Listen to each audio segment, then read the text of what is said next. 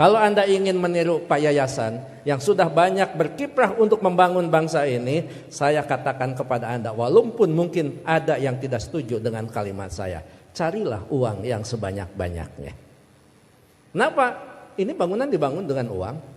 SPP bisa murah karena ketua yayasan banyak uang. Dosen yang 10, mahasiswa 1, kenapa bisa hidup? Karena dia punya uang. Ambil, cari uang yang sebanyak-banyaknya. Semuanya terdiam kan? Karena semuanya tidak setuju, dia akan mengatakan, Anda akan mengatakan kepada saya, Pak Uman boleh uang cari, tetapi kan segalanya, uang bukan segalanya. Saya setuju, uang bukan segalanya, tetapi kenyataan hidup segalanya butuh uang.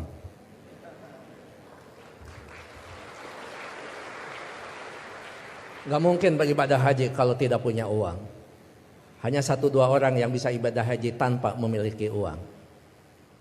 Pak, uang itu tidak akan dibawa mati. Betul, saya setuju. Tapi tidak sedikit orang terasa mati kalau tidak punya uang.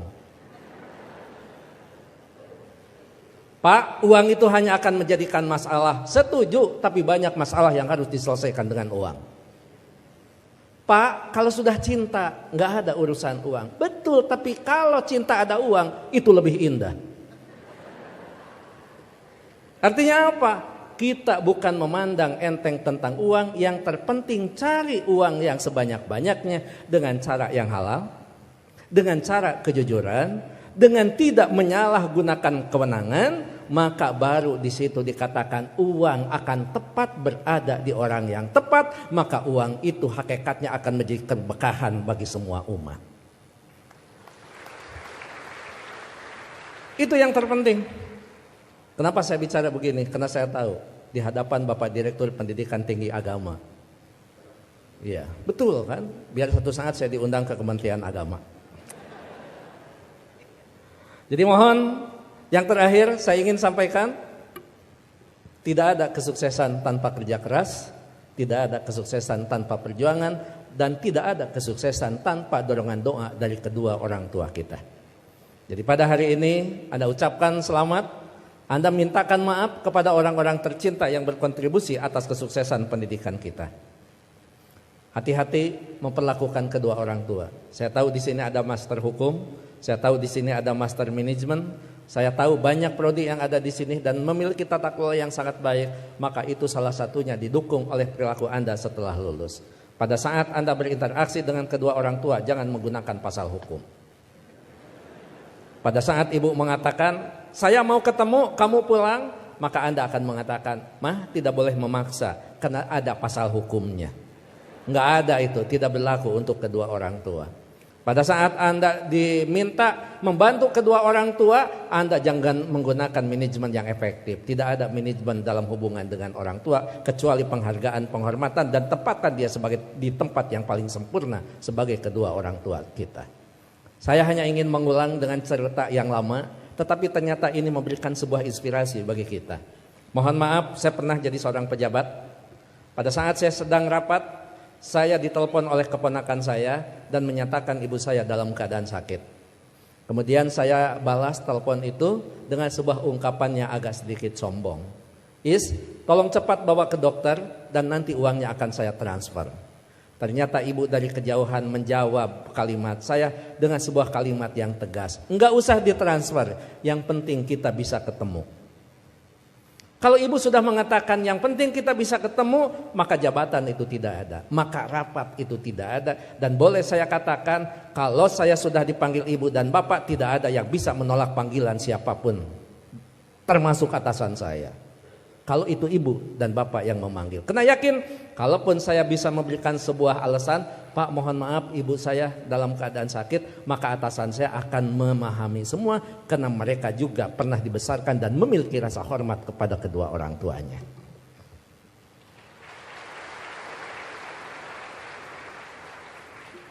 Pukul 8:30 malam saya pulang. Dan saya sama seperti Anda, mungkin saya lebih kampung daripada Anda yang hari ini di wisuda. Saya tidak dilahirkan di tengah kota, saya dilahirkan di kaki Gunung Papandayan yang sekarang terkenal dengan tempat wisata Kawah Papandayan. 3 jam saya sampai di rumah, setengah 12 saya sampai di rumah. Ternyata ibu dalam keadaan segar bugar, tetapi saya tidak menunjukkan perasaan suudon kepada ibu. Kenapa? Ternyata di situ ada hikmah. Bagi seorang ibu dan bapak dalam keadaan sakit, kemudian dia menunggu anaknya terkasih dan tersayang, maka pada saat dia bertemu, maka kehadirannya lebih mujarab daripada obat yang diberikan oleh seorang dokter. Catat itu. Ibu tidak hanya menunjukkan segar dan bugar, tapi ibu juga tetap memperhatikan kesukaan makanan anaknya. Saya dimasakkan sayur kacang merah, saya digorengkan asin peda, saya dibuatkan sambal terasi, dan saya juga dibakarkan pete. Setengah 12 malam, coba bayangkan ada sayur kacang merah, nasi putih, bakar pete, dan belum peda ditambah sambal terasi. Boleh dibayangkan setelah wisuda. Setengah 12 malam saya disuguhi makanan itu, maka tidak ada kalimat yang bisa diucapkan kepada ibu selain mengucapkan terima kasih. Padahal saya tidak biasa makan malam, kecuali makan nasi di waktu malam. Ya saya makan. Saya tidak pernah mengatakan, "Amah, ngapain masak? Kan kata dokter paling tidak 3 jam sebelum tidur kita boleh makan." Ini mau tidur setengah 12, ngapain masak? Bagaimana perasaan ibu pada saat seorang anak yang dia tunggu, yang dia masakan, kemudian anak berargumentasi dengan sebuah ilmu di mana ibu tidak paham tentang ilmu itu. Menyakitkan. Iya, saya makan dan saya berdoa mudah-mudahan ini jadi obat. Begitu saya lirik dari sudut mata saya, ibu kelihatan bahagia. Kenapa? Makanan yang dia pasak itu betul-betul dimakan oleh anaknya. Begitu selesai makan, saya mengatakan kepada ibu, "Amah, mohon maaf, ini makanan sangat enak, terima kasih. Tapi mohon maaf besok tidak akan pulang siang karena ada pekerjaan yang tersisa. Kemungkinan saya pulang sebelum sholat subuh." Ibu dengan bijak mengatakan, "Enggak apa-apa. Yang penting kita sudah ketemu. Sok istirahat." Saya sambil dituntun dibawa ke kamar. Setelah di kamar saya diselimuti. Ibu lupa kalau anaknya adalah seorang profesor. Ayo tepuk tangan. Itulah ibu. Jadi Anda mohon maaf baru juga ahli madya ya. Ahli madya ibu mau nyelimutin. Ngapain? Ini baru di wisuda. Ada yang lebih tinggi lagi. Masa mah disimutin, ini tekan sarjana. Nggak ada di depan orang tua itu. Jangankan ahli madya, sarjana, master, doktor, seorang profesor di hadapan ibu, di hadapan bapak, tetap kita adalah seorang anak yang perlu menghormati mereka.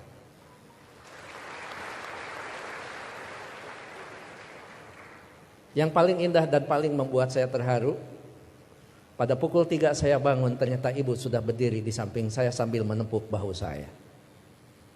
Cepat kamu bangun, jangan lupakan sholat sepertiga malam terakhir. Kenapa? Kamu bisa mendapatkan yang semua ini bukan karena kepintaran kamu, jangan-jangan bukan karena kecerdasan kamu, mungkin keberuntungan doa kita dikabulkan oleh Allah Subhanahu wa Ta'ala. Jadi ibu masih khawatir tentang anaknya. Ibu khawatir anaknya merasa pintar sehingga pintar menjadi sebuah kesombongan. Ibu masih khawatir anaknya cerdas menjadi sebuah kesombongan. Bahkan melupakan siapa yang menentukan takdir segalanya pada kehidupan kita. Itu pada profesor itu. Jadi tolong ibu bapak sebagai orang tua, anak kita hari ini di wisuda, tetap mereka adalah anak kita yang perlu kita luruskan pada saat mereka terlempar dari jalan yang memang ditentukan. Perlu diberikan peringatan, tapi tentu sekarang ini ada kaidah-kaidah yang beda dengan zaman dulu. Seorang siapa Pak Rektor, sahabat itu Ali mengatakan, didiklah anak-anakmu bukan dengan zamanmu, karena mereka tidak mungkin mengalami zaman yang seperti kita alami. Jadi memang cara sudah berbeda, cara kita memperlakukan anak-anak kita. Tapi sejatinya tetap kewajiban kita adalah bagaimana mendidik anak-anak kita, bukan masalah kedewasaan. Tapi masalahnya sampai nyawa berpisah dengan badan, itu tetap menjadi kewajiban kita sebagai kedua orang tua. Begitu saya sudah selesai sholat, kemudian di situ saya bisa mendapatkan sebuah hikmah. Memang orang tua kita adalah punya kecerdasan yang luar biasa. Padahal ibu saya bukan profesor, ibu saya tidak lulus SMA, ibu saya juga tidak lulus SD, beliau hanya lulusan sekolah raya. Tapi apa?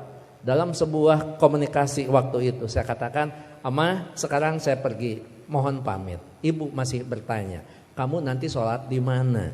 Saya jawab, "Nanti sholat di jalan." Ibu langsung mengkritisi kalimat saya, "Jangan suka sholat di jalan, ketabrak mobil." Itu kata ibu itu. Terus saya mikir, emang juga, emang benar masa sholat di jalan? Saya katakan, enggak, maksudnya sholat di masjid di jalan. Masih salah kalimat itu di hadapan ibu. Enggak ada masjid di jalan, paling dekat di pinggir jalan. Saya bilang, iya, nanti akan di masjid, sholat di masjid di perjalanan. Baru saya lulus dari ujian seorang ibu. Nah, lamun eta benar profesor. Dan yang terakhir, saya mohon maaf tadi malam tidak transfer karena Amah mengatakan tidak boleh transfer, tidak usah transfer, sehingga saya tidak transfer. Disitulah kecerdasan ibu luar biasa. Iya, nggak apa-apa. Ngapain harus transfer ke seorang ibu? Mana? Ibu lebih cerdas daripada seorang profesor. Oleh karena itu tentu saya berharap sekali lagi, kalau kita mau sukses, berbaiklah kepada guru, kepada orang tua kita. Kalau kita mau sukses, jangan pernah Anda melupakan karena kesuksesan kita adalah jerih payah dan hasil pemikiran kedua orang tua kita, termasuk guru-guru kita. Mudah-mudahan orang tua kita yang sekarang masih ada tetap diberikan kesehatan, diberikan usia yang panjang, tetap mampu membina dan membimbing anak-anaknya sampai menjadi investasi yang terbaik bagi keduanya. Bagi orang tua kita yang sudah tidak ada, termasuk kedua orang tua saya, mudah-mudahan senantiasa mendapat tempat yang terbaik di sisi Allah Subhanahu wa taala. Amin. Saya pikir itu Pak Rektor, Pak Ketua Yayasan, hadirin Sivitas Akademika Unpam yang saya hormati. Mohon maaf kalau sambutan saya agak sedikit panjang karena saya tadi mengimbangi Pak Rektor sangat panjang, kemudian Pak Ketua Yayasan sangat pendek, maka saya setengah panjang dan setengah pendek. Mohon maaf tidak bisa mengikuti wisuda sampai akhir karena saya harus mengejar waktu ke Tasikmalaya Pak Rektor. Apapun tadi yang dibicarakan oleh Pak Warek sudah dibicarakan dengan Pak Warek dan Pak Ketua Yayasan. Begitu juga kepada Pak Direktur, saya mohon pamit. Anggap saja kalau di Kementerian Agama kan tidak aneh, anggap saja saya penghulu. Penghulu biasanya kalau sudah menikahkan ijab qabul dinyatakan sah, penghulu biasanya pamit diri dan tidak perlu menunggu sampai resepsi. Terakhir, saya tidak akan membacakan pantun, tapi ini ulangan dari wisuda bulan kemarin karena setiap bulan Unpam wisuda, bahkan Unpam setiap wisudanya juga tidak bisa diganggu karena hari Minggu. Jadi saya tidak bisa menolak undangan Unpam. Gitu. Anda hanya tahu saja yang wisudawan wisudawati. Saya ini mantan aura kasih. Sekian dan terima kasih. Assalamualaikum warahmatullahi wabarakatuh.